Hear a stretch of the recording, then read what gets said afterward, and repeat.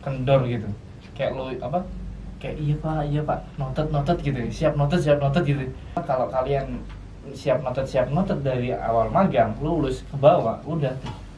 Kalau kata 420 apa, kita ini insan bukan seekor sapi. Jadi aku mau bedakan antara tempat bekerja sama bidang gitu ya. Kalau bidang kalau bisa tuh samain gitu. Kalau kalian finance ya finance terus gitu kalau bisa. Accounting terus. Nah, manajemen risiko ya kalau bisa manajemen risiko terus yang relevan gitu.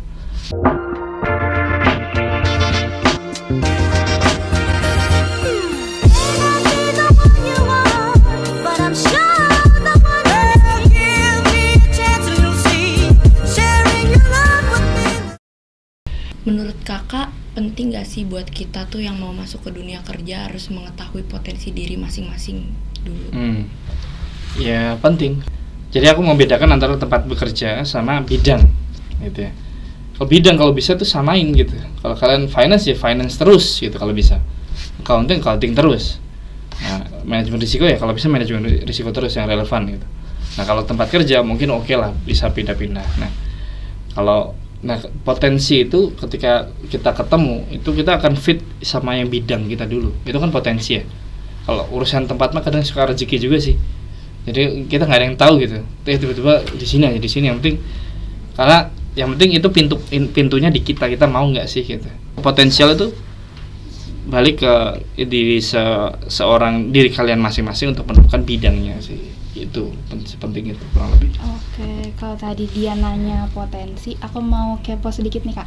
Kakak kan tadi ada mention kalau kakak di Kitabisa nih, di Kitabisa terus resign terus masuk lagi ke Kitabisa. Itu kakak di kitabisa.com tuh posisinya sebagai apa? Boleh dong di sharing-sharing job desk-nya juga. Nah terus pas awal masuk ke Kitabisa sama resign terus masuk lagi itu posisinya masih sama atau? Iya. Itu dinamika juga sih ya. Yang pertama aku masuk jadi NGO Partnership Koordinator Jawa Barat, pegang Jawa Barat lah, membangun kemitraan dengan banyak lembaga. Jadi emang mau coba dulu yang marketing ilmu tadi. Iya. Aku jadi lulus tuh walaupun aku di manajemen risiko gitu ya, tapi kayak masih nggak terima gitu loh. Coba lagi. Terus jenuh, terus kayak ya ada faktor-faktor lain lah ya, akhirnya resign. Terus di tempat baru probation tuh cuma 3 bulan. Kalian tahu istilah probation nggak? Iya, probation kayak uji coba gitu ya. Iya. Masih belum, kan suka probation baru tetap kan gitu ya, flow-nya. Nah itu probation udah mau ditawarin lanjut tuh ya, aku putuskan resign lagi, balik ke Kitabisa. Ya karena jadi ini pentingnya ketika resign tuh baik-baik. Nah ini salah satu poin penting juga, kalau kalian resign tuh baik-baik, jadi still connected gitu sama orang yang ada di dalam, update kita masih di info. Terus aku ditawarin lagi, yaudah masuklah ke Kitabisa lagi, dan sekarang di tahun ini dikasih amanah di nama departemennya Fraud and Risk Operation. Nah, fraud kan ngeri ya kalau bahasa fraud. Cuman aku fokusnya di operational risk analysis. Jadi ngomongin soal risikonya ya. Karena gimana pun mengelola dana publik itu juga harus punya jaring pengamannya. Nggak bisa saya enak-enaknya kan gitu ya. Nah, itu aku di situ sekarang. Jadi sebagai seorang risk analyst lah kurang lebih di kitabisa.com. Nah, aku mau tanya sekarang, cara yang paling bagus untuk mengembangkan value atau potensi yang ada di diri kita itu gimana? Nah itu bersangkutan dengan rasa insecure aku juga. Supaya nggak terus-terusan nih insecure-nya. Iya. Ya yang pertama pergaulan. Nah itu pergaulan kalian juga harus merdeka sama pergaulan kalian. Kadang ada orang yang dia nggak mau keluar kalau nggak ada temennya gitu. Nah itu hancurin dulu tuh kayak gitu. Jadilah dirimu sendiri gitu. Kamu pengen makan cuak, ya makan cuaknya aja sendiri gitu. Nah, kayak gitu. Jadi start from pergaulan, jadi nggak usah ngerasa kebetulan kalau ada temen yang sefrekuensi, ayo gitu kan. Kalau pas nggak ada, ya udah dia sendiri, nggak masalah. Nah, itu mungkin kebiasaan yang bisa diawali ya. Bukan maksud untuk membuat kalian individualis, bukan, tapi sometimes kita membaur gitu ya pergaulan, tapi sometimes kita Kalau emang nggak bisa diajak bareng, ya udah kita jalan sendiri. Nah itu mungkin cara pertama untuk membangun kebiasaan itu, value itu. Terus terlebih lagi yang kedua ya kalian belajar soal tadi keyakinan masing-masing lah ya.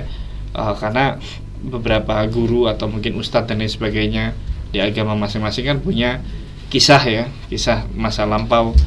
Kebetulan aku dulu sering senang baca buku sejarah. Buku apa tuh Kak? Ya, Buku apa tuh? ya macam-macam, ada sejarah Indonesia, ada sejarah peradaban dunia. Nah itu juga membuat nuntun pikiranku tuh bisa merdeka gitu. Nah dari situ kita bisa fokus ke potensi gitu. Karena sebenarnya insecure tadi itu kayak semacam penghambat aja sih, kayak apa ya, sumpalan gitu yang kalian harus keluarin itu buat nemuin potensi sesungguhnya gitu sih. Oke, mungkin nanti aku akan praktekin kali ya Yoi. diri aku biar nggak ngerasa Pastinya insecure dong, lagi. Iya. Kita balik lagi nih ke bahasan tentang dunia kerja. Operasional risk analis ya Kakak tadi. Iya. Keren banget. Mau itu dong Kak, mau tahu kayak spesifikasinya Kakak tuh ngapain aja sih? Jadi tugasnya itu apa aja gitu loh.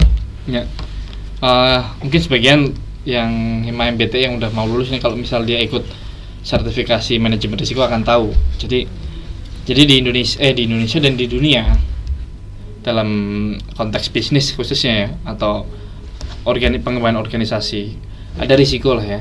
Iya. Misal pasti kamu ada. berangkat dari kosan ke sini, ada risiko 1 telat, 2 ban bocor dan lain sebagainya. Nah itu kan dalam usaha juga kayak gitu, ada risiko.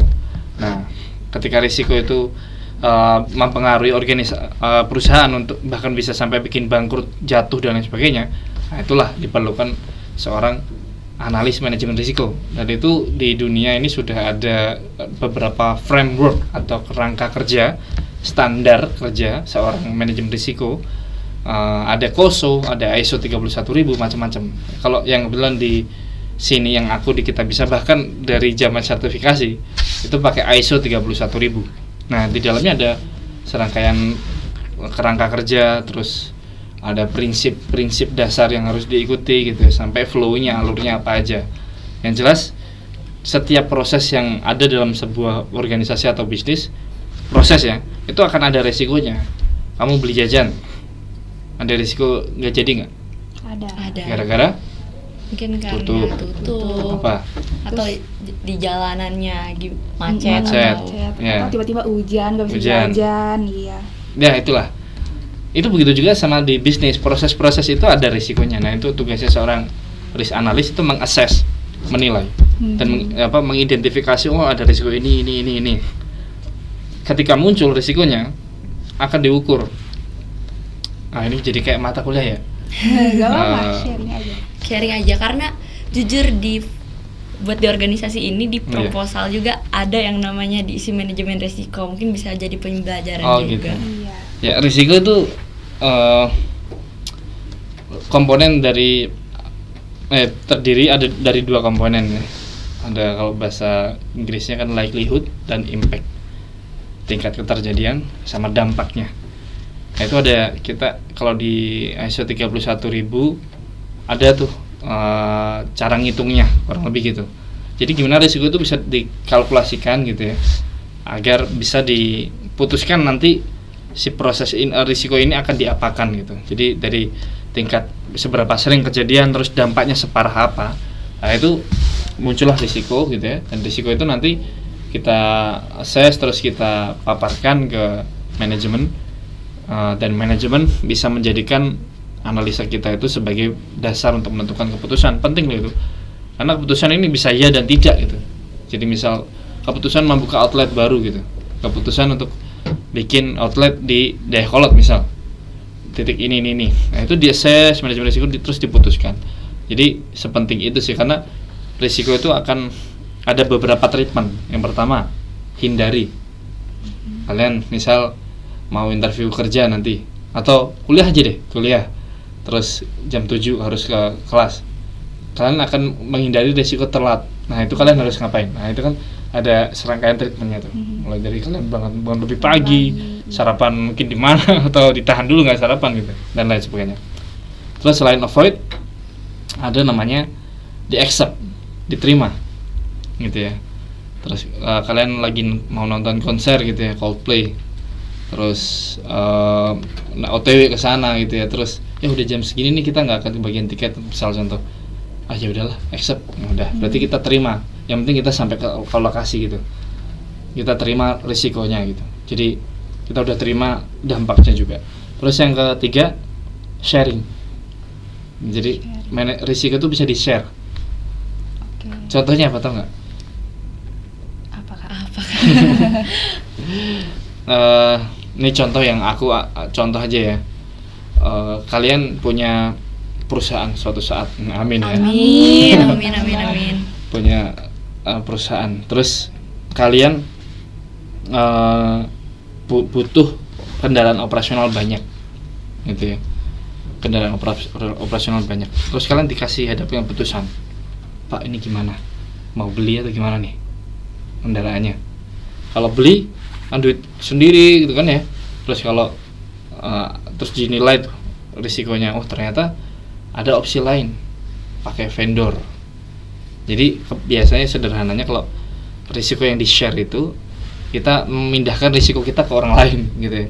Yang harusnya kita beli mobil sendiri, kita tetap punya mobil di kantor kita, tapi pakai punya vendor gitu, sewa. Ya risiko tanggung sama mereka, yang penting kita bayar setiap bulan. Nah itu contoh keputusan-keputusan untuk berbagi risiko. Ada juga case-case asuransi dan lain sebagainya. Itu sih setidaknya pengantar kayak anak kuliahan ya. Ya jadi seorang risk analyst kayak gitu. Dan enaknya risk analyst tuh di luar sana tuh sebenarnya dia bisa memahami perusahaan secara helicopter view gitu. Kalian kayak seolah-olah bos gitu. Karena kalian harus tahu proses end to end-nya yang ada di perusahaan itu. Nah itu sih, itu yang menarik buat aku juga. Jadi aku bisa belajar penuh utuh gitu. Jadi nggak terkotak-kotakan kindang. Oke, tadi kan aku notice juga kakak kan dari pas masuk ke kitabisa.com pertama kan jadi NGO partnership ya.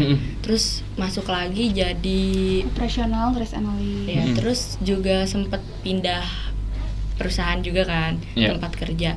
Itu cara kakak beradaptasi, pasti kan dari NGO ke operational risk analyst itu kan beda ya. Terus juga dari perusahaan satu ke perusahaan dua juga beda. Itu cara kakak beradaptasi dengan lingkungan-lingkungan itu dan perbedaan profesi itu gimana sih kak? Nah ya itu emang kritikal juga sih. Makanya itu terjadi emang alhamdulillah masih di fase awalku memulai karir ini juga ya. Sebenarnya nggak terlalu jauh, cuman jauh gimana? Karena emang dunia kemitraan terus masuk ke dunia manajemen risiko yang ngurusin case, risiko-risiko hal lain dalam dunia crowdfunding itu emang jauh berbeda. Cuman yang pertama alhamdulillah masih punya basic dua-duanya. Jadi kayak tinggal recall aja yang di masa kuliah dulu gitu ya. Kalau soal skillnya, kalau soal kerjaannya. Tapi kalau soal personalnya ya balik lagi ke kita gitu ya. Kita harus pandai bergaul juga, yang tadi aku bilang kita harus ngeblend sama pergaulan gitu. Kalau emang kita berinteraksi sama orang baru, kita juga harus adaptif gitu ya. Tapi kalau emang sendiri ya sendiri aja gitu. Nah itu dimanfaatkan sih, dan alhamdulillah nggak terlalu sulit buat aku ya. Alhamdulillah sih diberikan kondisi seperti itu. Tapi ya buat teman-teman yang mungkin ngerasa kesulitan sama pergaulan, adaptasi lingkungan baru, nah itu emang kita kadang-kadang kita harus punya memaksa diri sendiri, apa sih bahasanya, kalau orang pemain bulu tangkis itu kan dari dulu kecil main terus, latihan terus, dipaksa ya. Itu juga adaptasi itu juga kayak gitu deh. Aku mau nanya lagi nih satu hal, mungkin kakak boleh sharing-sharing tentang tips and trick terkait kayak kan tadi judulnya Discover Your True Potential. Boleh dong sekali lagi di reminder nih buat teman-teman Rubik juga, gimana sih caranya cari potensial sejati dalam diri kita, itu gimana tips and tricknya? Iya, waduh, ya singkatnya ketika kalian diberi kesempatan buat kuliah, Nah itu manfaatin. Yang pertama, sadari betul kalau di kuliah itu nggak cuma nyari jasa. Satu, kalian harus cari seluas-luasnya jam terbang, ilmu, pengalaman, figur-figur inspirasi sebanyak mungkin gitu. Karena di luar sana juga ada yang nggak sempat kuliah tapi bisa tuh dapetin itu. Nah ini kita jangan sampai kalah gitu. Makanya ada suka bilang, oh sukses tuh nggak harus kuliah kok. Nah aku nggak setuju tuh. Kuliah itu sebenarnya kesempatan yang baik untuk kita dapat sebanyak-banyaknya, itu sadari. Terus yang kedua, jangan telat. Jangan telat. Telatnya itu apa sih gitu? Ya telat sadar, telat ngelakuin, telat ya mulai dari telat kelas gitu ya. Karena ada temanku telat mulu terus akhirnya nggak lulus. Terus telat dia telat sadar, akhirnya dia nyesel pas udah sadar pas mau lulus gitu. Atau telat ngelakuin, dia telat nggak segera ngelakuin pengalaman yang tadi aku ceritain dari semester awal 4, 3 bahkan dari awal kalian semester 2 itu ketika itu telat ya balik lagi endingnya tuh nyesel semua gitu. Wah kok baru sekarang, bahkan ada yang baru sadar ketika udah lulus, itu kan sayang ya. Makanya itu jangan.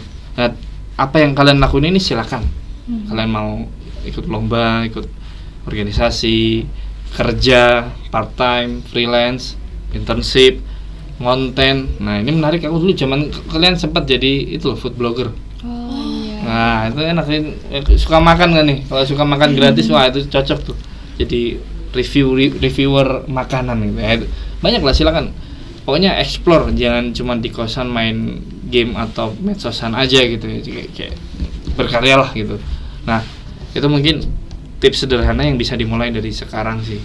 Nah, ketika itu udah dilakuin ya silakan, ketika pas lulus rasanya kalian akan bisa muncul sendiri tuh sensornya mau ke arah mana, karena emang udah terbiasa. Terus satu lagi mungkin pergaulan. Nah itu kalian harus apa ya, kalau jaga pergaulan tuh udah common ya, udah biasa gitu, tapi merdekakan pergaulanmu gitu.